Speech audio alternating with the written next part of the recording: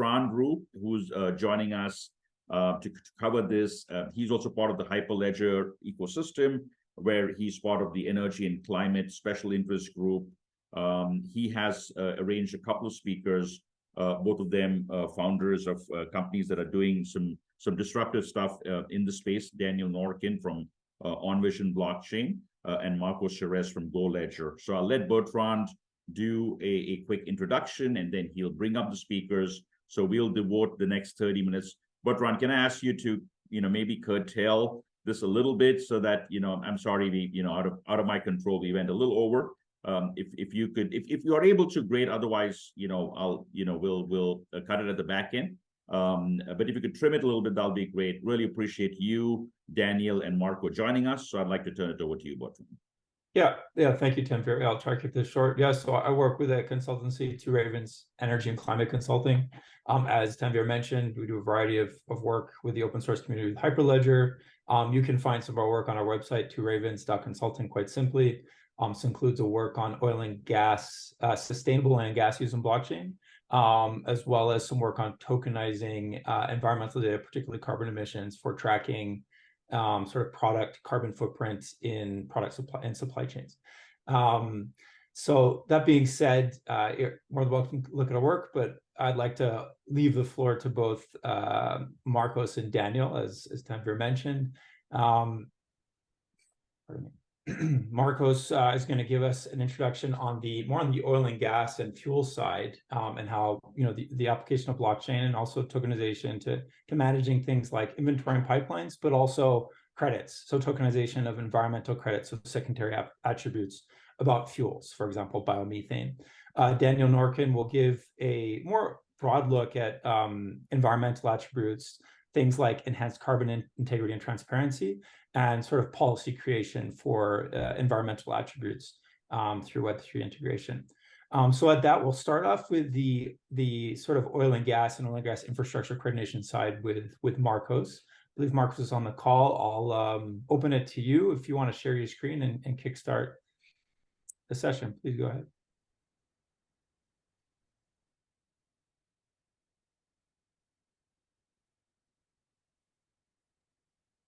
Yeah, we can see the screen now. Okay, just screen, no audio, Marcos. Just waiting for that.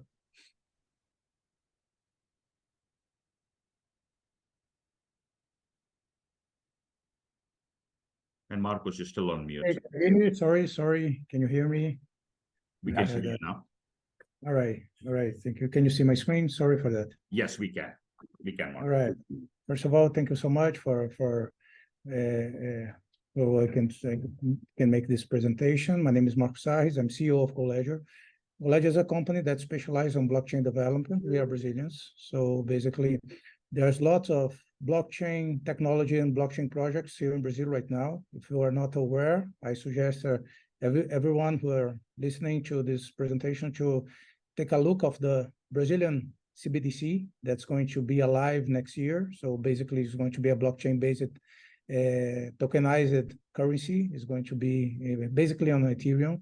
But let's go back to my presentation. As I told you, my name is Marco Sarres, and GoLedger has been specializing in developing several projects in Brazil right now, especially for blockchain and also tokenizing. So basically, we're tokenizing lots of assets. For example, we've done some projects for tokenization of digital copyrights, artist copyrights and stuff like that. But right now, I'm going to talk a little bit about the project we do have so far. Basically, a distributed platform for natural gas inventory and carbon credit tokens that we've been developing, especially for Petrobras. So basically, it's a project that's being funded by the Brazilian Agency of Oil and Gas, ANP, and we've been managed by the Brazilian company for entrepreneurship, Sarres, and also being mentored. All the projects has been developed and mentored by, inside Petrobras. So basically, we are understand how the transactions, all the process around oil and gas, especially from natural gas, works. So basically, it's going to be, we've been developing two projects right now. The first one is basically going to to manage all natural gas inside the pipelines, and for inventory and tracing of the and accountability of the gas, and also for tokenization of carbon credits of biomethane. So basically, that's a huge market here in Brazil. So, but before that, let me give a little bit explanation about our natural gas market in Brazil right now. That basically you can see the pipelines, all the mesh, this entanglement that I have right here is basically our pipeline mesh that we do have here in Brazil. As you can see, that's lots of work to be done. So basically how the coast is basically has most of the pipelines, but there's lots of other places to reach. And in order to do so, Brazilian government wants to change, especially Petrobras and now the Brazilian government and the agencies want to change what we had before, because before we basically did have most one monopoly for most of the natural gas trading and transportation and receiving and consuming. Basically were done by Petrobras. It's basically the only company that did this project. But now there's a lot of regulations that's been changed in order to receive a more open market. So basically, there's lots of companies inside Petrobras were sold, and now we have a more free market. So basically, lots of companies that basically trade and transport and stuff. But what we're doing is this open economy gives lots of digital problems, digital situations that need to be tackled. So basically, especially about the accountability of the gas, accountability of all the transactions that happen inside the pipelines, and because now you do have multiple agents. But there's a new situation that needs to be tackled. It's about the climate change. So right now we need to be concerned about all the situation, all the ESG problems that arrive at. So basically, we need to mitigate the problem with fossil fuels and non-renewable sources. So we need to change it to renewable sources with more options for energy generation, reducing gas emissions, especially trying to reduce the greenhouse effects. Using, of course, some of the waste, some of the rest of some productions that we do have all around the world, and we are here. We're going to tackle especially a special renewable source for biogas, especially biomethane, that's being developed here in Brazil.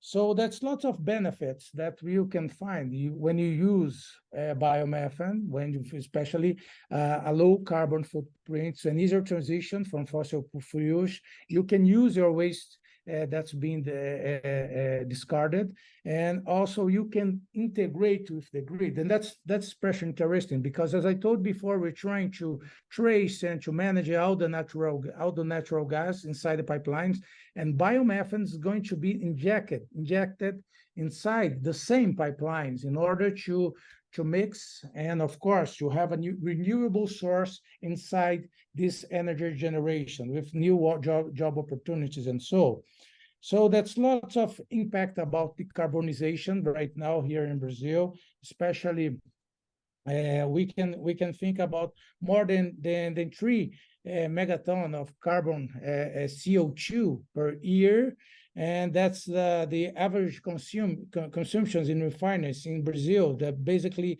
5.4 millions of cubic meters per day here in Brazil, and we can find this reduction when you use biomethane. We can reach up to 95% of reduction when we compare to the fossil fuels. And well, it's just a matter of comparison. 1 million of cubic meters can reach 1.7 tons of biomethane. So basically, it's a distributed market, as we can see right now. And as a distributed market, it's very difficult to manage because you have lots of actors to access the certified producers, because all the biomethane need to be certified in order to reach to reach the pipelines in a proper way. And that's lots of that's a lack of trust, because sometimes when you produce biogas, you need it needs to be trusted in order to be used, and that's another sense of a focal point for commercializations, and some lack of guarantees for messages.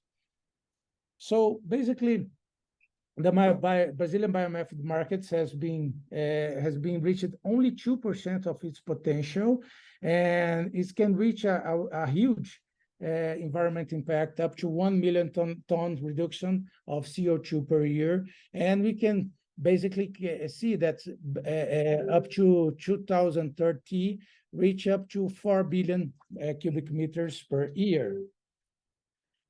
But right now, what GoLedgers have been doing so far, we've been especially using, reaching all the legacy systems that are available so far, in order to integrate them and to create basically all the processing of all the transactions around the natural gas for inventory, but also all the process in order to reach and to create and to use and to retire the carbon credit tokens. So basically, there's lots of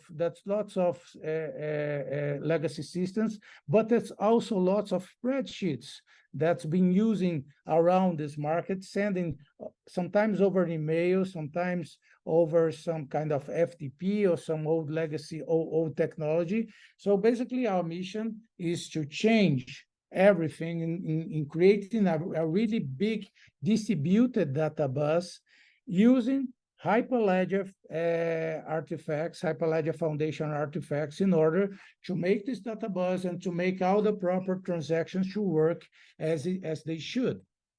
So basically, a little bit of the workflow that we do have around the natural gas. That's basically some contracts around the pipelines that inform the herald all the availabilities, and after that, all the actors inside around this process make the programming and confirming and so on, in order to inject the gas and to consume and to withdraw the gas at the end of the pipeline. So all these transactions are being architected around the blockchain network that's being developed.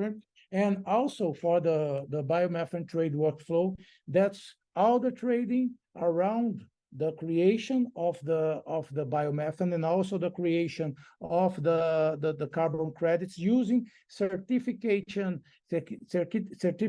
institutions, some companies that's being certified in order to assure that the productions have been done in the proper way, all the biomethane stuff, and to create also the biomethane lots, and also the carbon credit tokens, in order to offer, sell, buy, and also retire at the end of the process of the carbon credits, retire out of them using the platform we've been doing so far.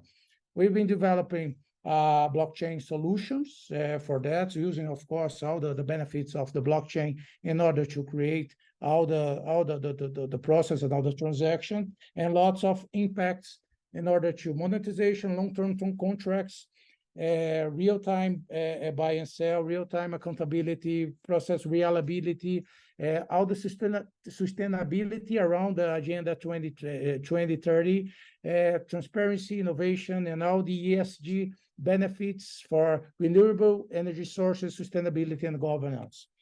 So basically, we are GoLedger. We are basically been doing that so far, and that's some milestones that we're reaching right now.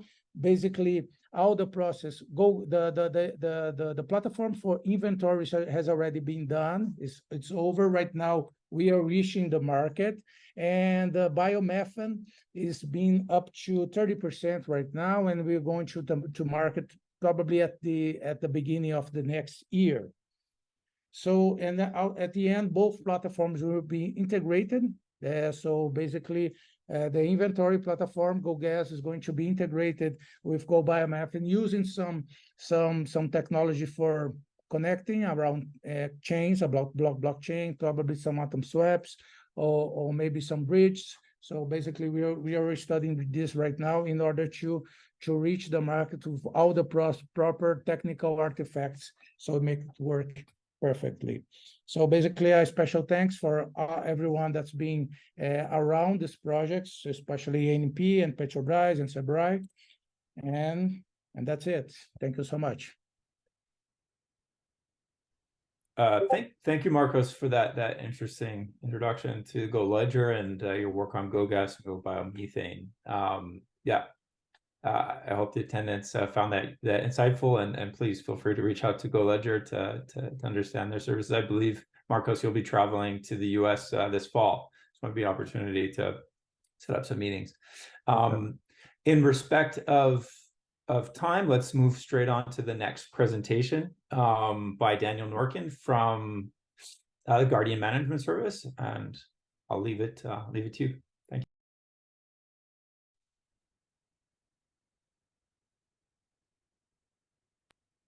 you. Thank you so much. Appreciate everyone. Great presentation, Marcos. And Tanver, thanks for organizing this, and Bertrand as well. I'm Dan Norkin. I'm one of the co-founders here at Envision Blockchain, and we're just going to dive right into it. Today, we're going to be talking about revolutionizing carbon markets, and we're going to introduce the Guardian here.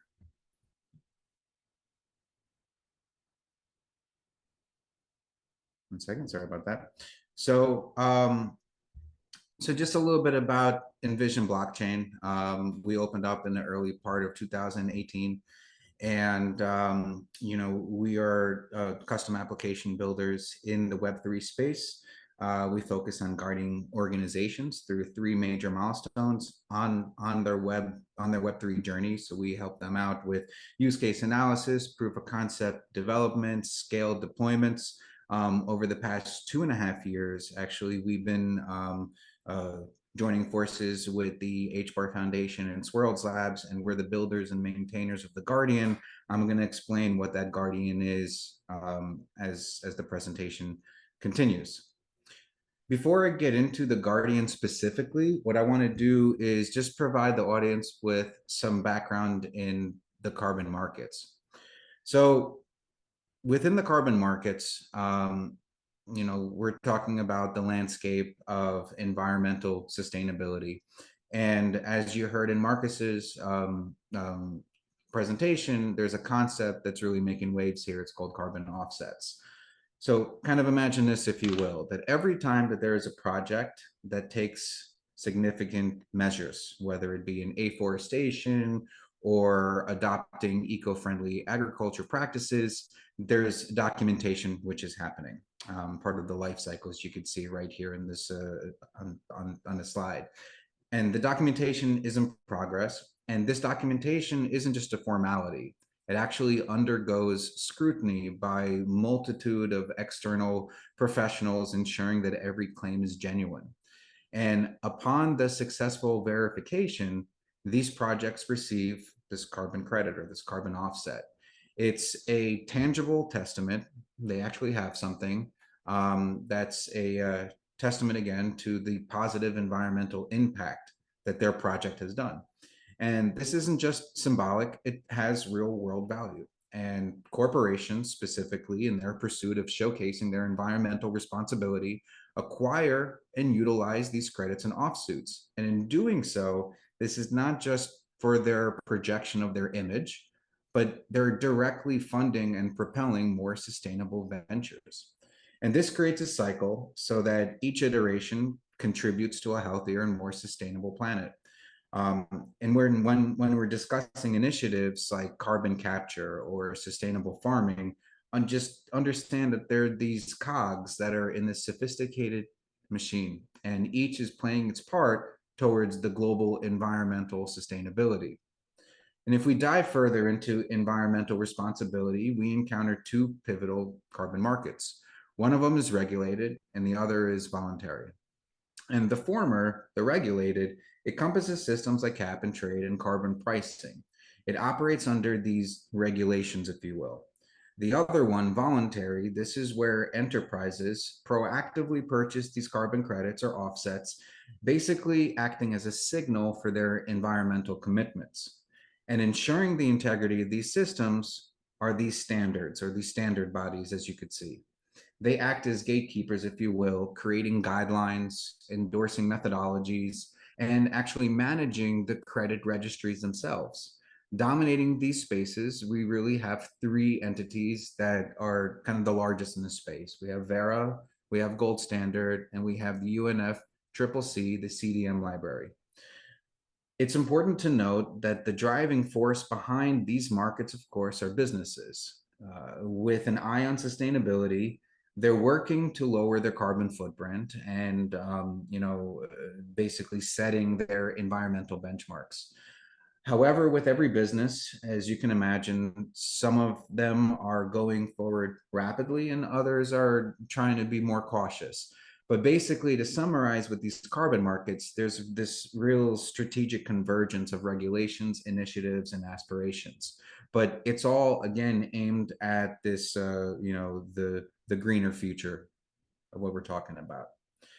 Of course, with everything, there's issues and challenges. So as we navigate these new markets, there's some uncharted territories, as you can imagine.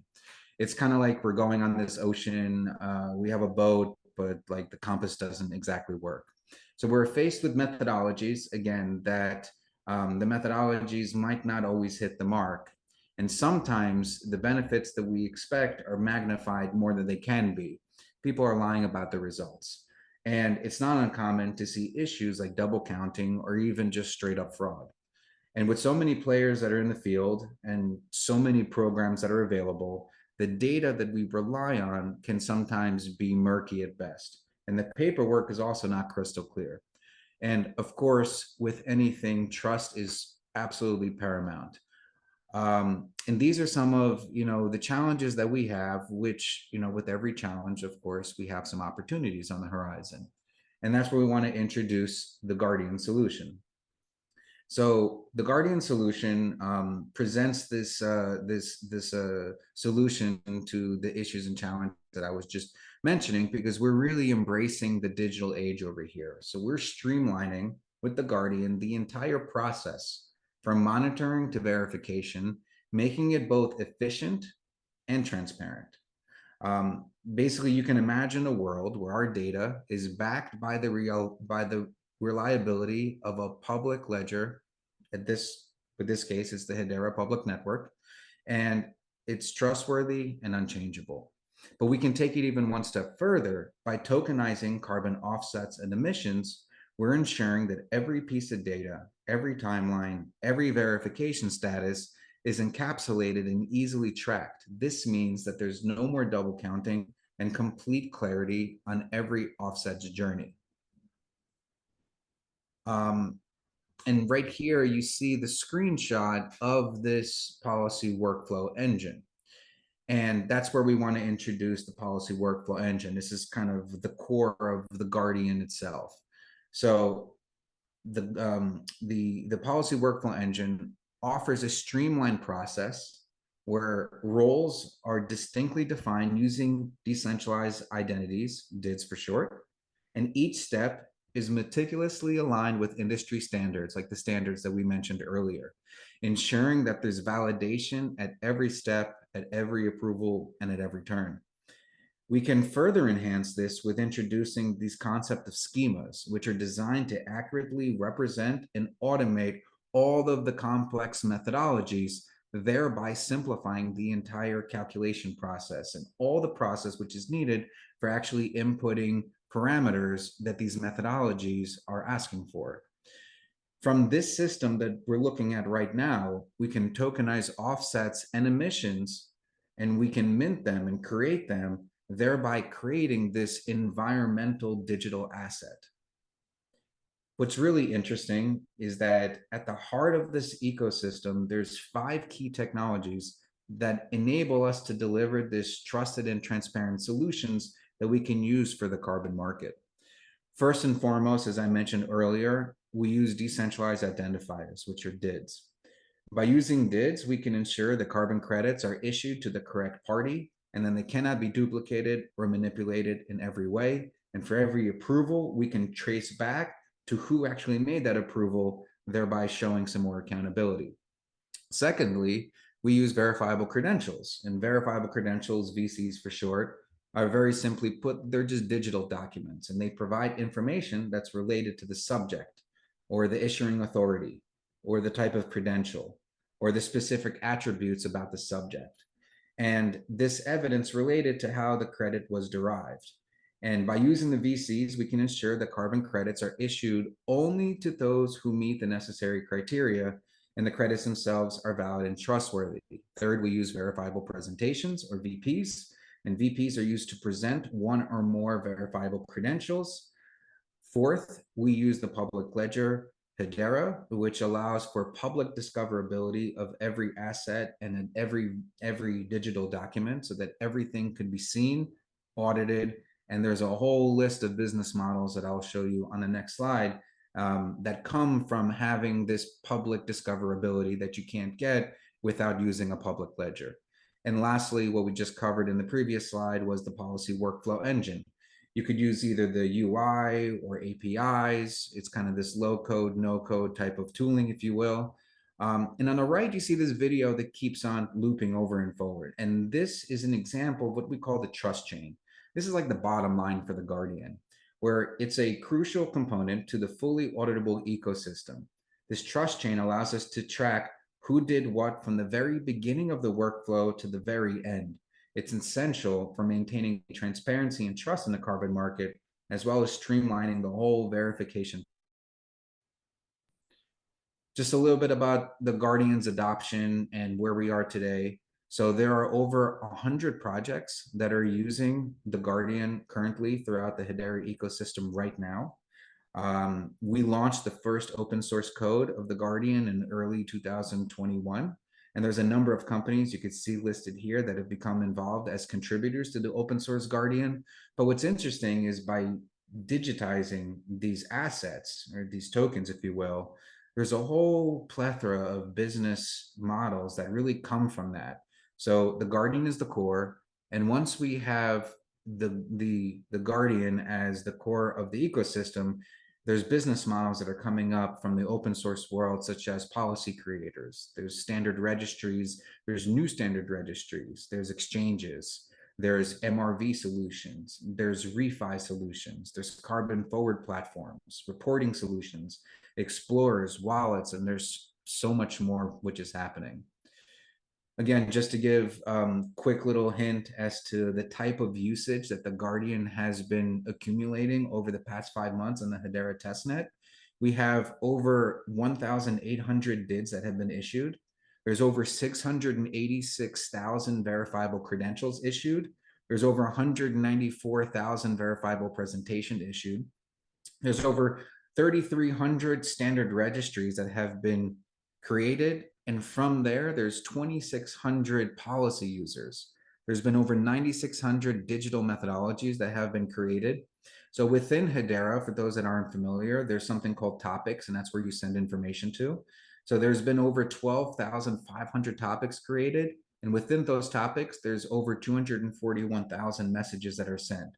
What's really interesting is from the tokenization side. So you can, for those that understand, you can create tokens, and then once you create them, you can mint them. So there's been 361 fungible tokens created, and there's been a whopping 181 billion fungible tokens that are minted. That's on the emission side of tracking. From the NFT side of things, we have 3,415 NFTs created and over 3.9 million NFTs that are minted, which again, the NFT side represents the offset side. So just to wrap this up, I know that we're short on time. I think I was able to cut this down from 20 minutes down to 12 over here. I just keep looking at my clock. We have 2 versions that are available. We have the open source version that our team is currently the builders and maintainers of.